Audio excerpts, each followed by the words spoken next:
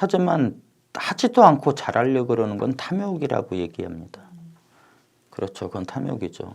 못하는데 잘하려 드니까 너무나 힘들고 어려운 거예요. 그냥 하는 건 좀 더 쉽습니다.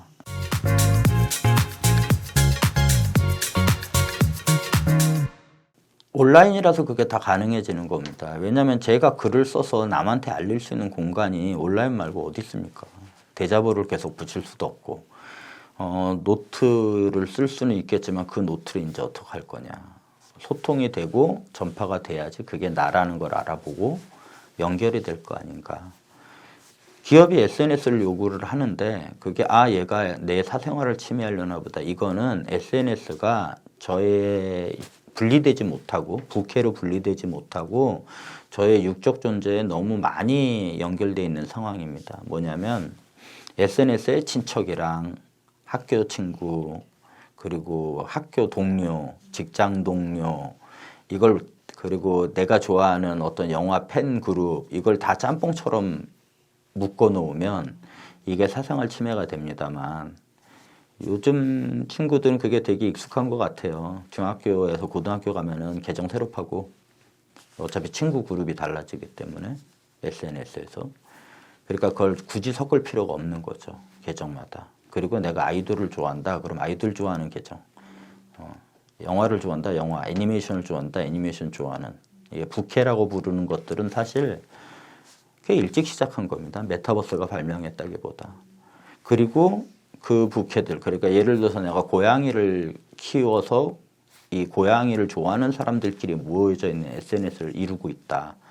그러면은 이 캐릭터는 그냥 고양이를 좋아하는 거지 않습니까? 근데 같은 공통점을 가진 사람들의 무리가 있단 말이죠. 이 무리들과는 좀 더 다른 소통을 할 수 있습니다. 다른 사람들과는 다른. 그래서 이렇게 보면은 뭐 디지털 카메라를 중심으로 했던 모임, 자동차를 중심으로 하는 모임들이 서로의 결속력을 자랑하고 이제 게임 회사에 서로 공통점이라는 건 없어 보이는 사람들이 모여서 게임 회사에 항의를 하기 위해서 뭐 어떤 트럭을 보낸다거나 이런 어떤 현실에 이제 영향력을 끼치고 있지 않습니까? 대표적으로 맘카페도 어린 지역에서 어린 아이를 키우는 데 필요한 정보를 얻기 위해서 가입하지만 맘카페 특유의 정치적 성향 내지는 목소리 어떤 공약이든 뭐든 이런 목소리를 낸다든가 할 수 있게 된단 말이죠. 이게 바로 이제 부캐들의 집단의 형성인데 그걸 개인이 하는 겁니다. 중요한 건. 내 글을 좋아하는 사람들의 무리들을 만들고 그들에게 끊임없이 무언가를 주는 것. 이게 어떻게 보면은 콜렉터들과 함께 소통하면서 작품 활동을 해나가는 예술가의 모습과도 비슷해집니다.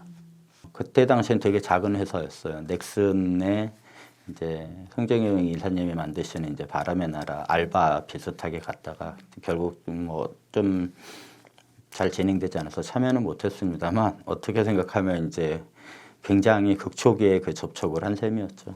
97년, 98년에 이제 리니지 바람의 나라 리니지가 나오는 거 보면서 저희가 내 자리인데 그러고 있다가 이제 99년에 전역을 하고 이제 풀3D MMORPG 아타나시아라고 부르는 게임의 기획팀장으로 들어가면서 이제 컴퓨터 게임 개발 인생이 시작된 거죠. 마찬가지로 그 RPG라고 부르는 롤플레잉 게임이라 부르는 굉장히 자유도 있는 게임의 바탕이 되는 걸 되게 좋아했었고 그 당시에는 계속해서 제가 미지의 세계라는 걸 그리워했던 것 같아요. 그래서 그 아타나시아 게임 이후로 계속해서 이제 MMORPG 들의 이제 게임 기획자 그리고 세계를 설계하고 시나리오를 짜고 게임의 구조를 만들고 그런 일들을 했었고요.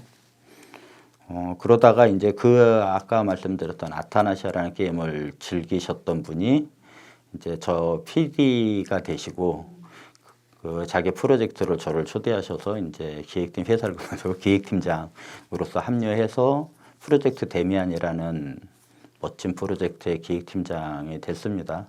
이제 프로젝트는 되게 열심히 많은 사람들이 노력을 했는데 우여곡절 끝에 이제 중국과의 관계라든가 여러 가지 때문에 출시는 못했습니다만 굉장히 저한테는 척박하고도 훌륭한 경험이었죠.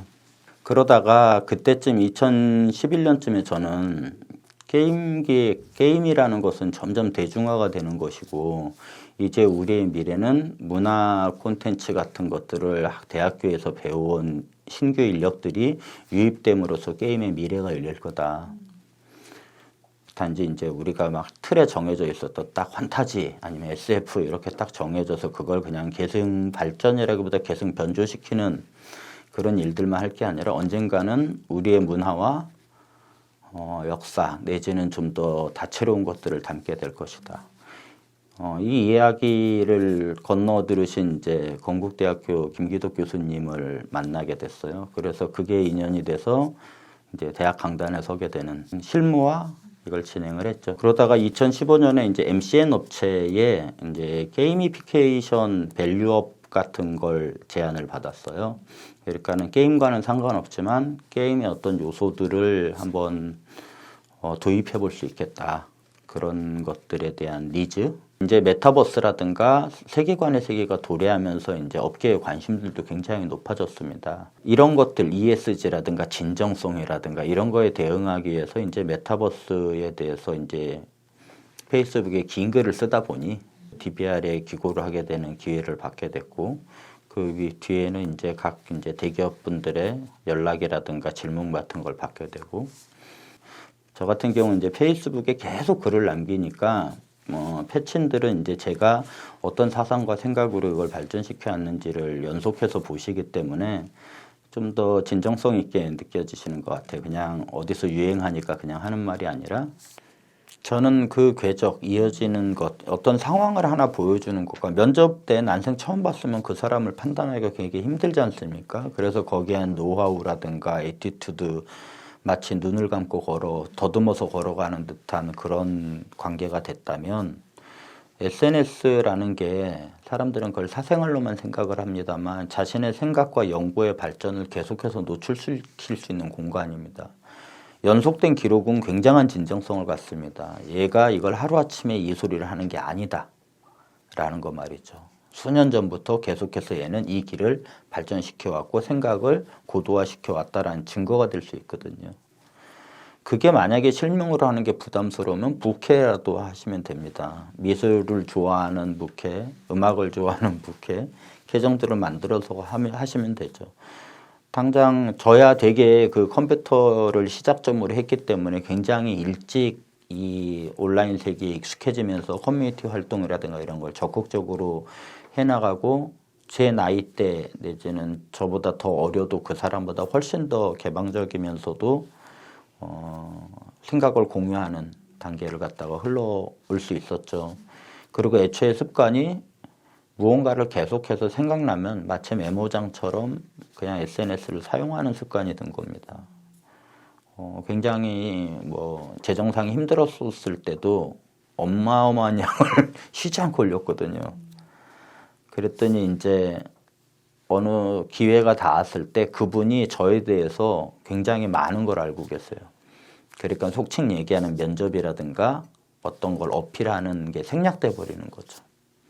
그리고 이렇게 계속 쌓아온 건 이제 저의 자산이 됩니다. 왜냐하면 몇 년 지나면 저도 까먹기 때문에. 그래서 이런 방식인 거예요. 페이스북에 쉬지 않고 매일매일 글을 쓰는 것들은 친구도 그런 사람만 받으면 됩니다. 그냥 이 글을 읽어줄 사람만. 계속해서 쓰면 이제 이걸 추려서 브런치라든가 이제 조금 더 정리된 글을 쓸 수 있고요. 좀 더 정리된 글을 썼으면 이제 묶어서 책으로 낼 수도 있고요. 이런 어떤 생활 습관을 가지게 되는 거죠. 저는 하려고 그러니까 그런 것 같아요. 매일 다른 콘텐츠를 만드는 게 어떻게 가능합니까? 그냥 자기 얘기하는 겁니다. 왜냐하면은 일기는 아무나 쓸 수 있지 않습니까? 생각하다 보면. 이런 얘기들을 하거든요. 전 NFT를 잘 하려고 그러면 어떻게 해야 됩니까? 라는 질문을 하는데 저도 모르죠. 하지만 하지도 않고 잘하려고 그러는 건 탐욕이라고 얘기합니다. 그렇죠. 그건 탐욕이죠. 못하는데 잘하려 드니까 너무나 힘들고 어려운 거예요. 그냥 하는 건 좀 더 쉽습니다. 당연히 여러 번 안 해봤기 때문에 못하죠. 여기서 저의 관념은 처음 한 사람은 처음 한 사람처럼 하겠죠. 일주일 한 사람은 일주일 한 사람처럼 하고 운전 같은 거 말이에요. 초보 운전 어떻게 돌파하냐. 운전을 많이 하면요. 남들 다 그렇습니다. 사실 제가 보기엔 투철한 사명감이라든가 어떤 의지 물론 그런 것도 있으셨겠지만 적어도 저의 경우엔 그냥 하는 겁니다. 잘하는 거 못하는 거는 내 실력이 그런데 뭐 어떡하라는 겁니까? 제가 못하는 걸. 하지만 못해야 잘하죠. 예, 해야지 하는 거고 그림이라든가 이런 것도 다 마찬가지일 겁니다. 정말로 그림이 그리고 싶었다면 무언가에 그리고 있었겠죠. 아, 난 이게 없어서 못하고 저게 없어서 못하고가 아니라 그냥 냅킨에도 그리고 뭐 어딘가에 다 그리고 있었을 거예요. 왜? 그리는 걸 좋아하니까. 너무 잘하려고 하거나 제대로 된 걸 하려고 하거나 분류하려고 하거나 이 모든 노력들이 제 모티베이션을 갉아먹는 것 같습니다. 가령 분류 좋죠. 분류는 근데 한 100개, 1000개쯤 쓰면 훨씬 쉽습니다. 분류하기. 처음엔 분류를 안 하고 그냥 계속 나중에 나를 믿고 계속 채워나가면 됩니다. 안 채워졌는데 분류하려고 그러니까 너무 힘든 거예요. 그냥 아무 글이나 쓰면 됩니다. 그리고 피드백을 받는 것도 되게 중요합니다. 왜냐하면 내 모티베이션, 저는 모티베이션을 지킬 수 있는 방법이 존재한다고 생각하지 않아요. 그냥 하면 하는 거지. 남이 계속 독려해줘야 된다. 그러면 그 사람도 독려를 해주는 모티베이션을 받아야지 독려를 해줄 거 아닙니까? 그럼 내 글을 공짜로 계속해서 생각을 여는 거고 그 생각에 피드백이 오면 거기에 반응해야 되는 겁니다. 아, 이 글은 좋아요를 많이 받네? 이런 거 말이죠. 아, 나는 내 길을 가려다 이런 거 말고 그건 그거대로 가면 되고 좋아요가 왜 많이 왔는가? 무엇을 내가 이 사람들과 공감하고 있는가? 이런 것들을 또 이제 살피는 거죠. 공유를 많이 받는 이유. 왜냐하면 그건 나의 친구들이 좋아하는 거지 않습니까, 지금. 그러니까 그런 것에 이제 민감해진다면 조금 더 그럼 더 차분하게 할 수 있겠죠. 그리고 지속하는 게 싫어지면 양을 줄이고 형식을 좀 더 파괴하면 됩니다. 그러니까는 이걸 하는 데 있어서 방해되는 거 말이에요. 아, 내가 프레젠테이션 문서에다 만들어야 된다. 아니, 좀 메모장에 쓰면 되죠, 이제 그럼. 메모장에 쓰는 것도 방해된다. 그러면 핸드폰 뒀다 뭐합니까? 타이핑하면 됩니다. 핸드폰 타이핑이 되게 이상한 것 같은데 저는 되게 장문도 핸드폰 타이핑을 하는데 천천히 생각하면서 치기에 딱 속도가 적당해요. 왜냐하면 제가 바바바바 하고 빨리 칠 수가 없기 때문에 그냥 이렇게 뚜벅뚜벅 치다 보면 생각도 정리하면서 치면서 하면은 글이 그냥 한 토막이 만들어지더라고요. 예, 그렇게 쓰셔도 되고 그것도 아니다. 그럼 트위터 하면 되죠. 어차피 많이 못 올리니까 거긴. 이러셔도 되고. 그냥 그렇게 가면 되지 않을까요? 뭔가 딱 내가 바뀌어서 제대로 무언가를 한다가 아니라 그리고 이걸 한다고 뭐가 나아지는 것도 아니에요, 사실. 그런데 저는 이런 마음가짐이 있었습니다. 시간을 내 편으로 만든다라는 생각이었어요. 내가 지금 이 모양 이꼴로 살고 이 상황이 어떻게 풀릴지도 잘 모르겠지만 일단 이걸 한다면 내일은 오늘보다는 좀 더 내가 나은 환경에 놓여진다. 어쨌든 뭐 이자 1원이라도 말이에요. 이 글을 하나 써면 그래도 내일은 오늘보다 좀 낫겠지. 최소한 이거 정도? 글을 쓰는 게 얼마나 힘듭니까? 쉽게 쓰면 됩니다. 어차피 자기 실력 그거밖에 안 되는데 뭐 속여서 뭐 하려고. 이렇게 지식적으로 접근하는 게 아닙니다. 그냥 제 생활을 얘기해 드리는 거예요. 그래서 연구하시는 분들은 뭔가 연구가 된 다음에 업데이트가 될 때까지는 그게 좀 안 바뀔 수도 있고 자신의 진척을 빼셔야 되고 다른 곳에서 사례를 발굴해야 되지만 저는 그냥 제 일상을 얘기 드리는 겁니다. 그냥 제가 겪고 있는 일들. 그리고 아까 글을 쓴다라는 표현인데 저는 제가 페이스북에 써대는 게 글인 것 같지는 않아요. 글자로 돼 있을 뿐이지 그냥 내러티브죠.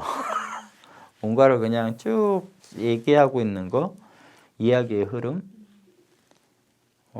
그런 이야기 흐름들을 되게 많이 평소에 고민해요.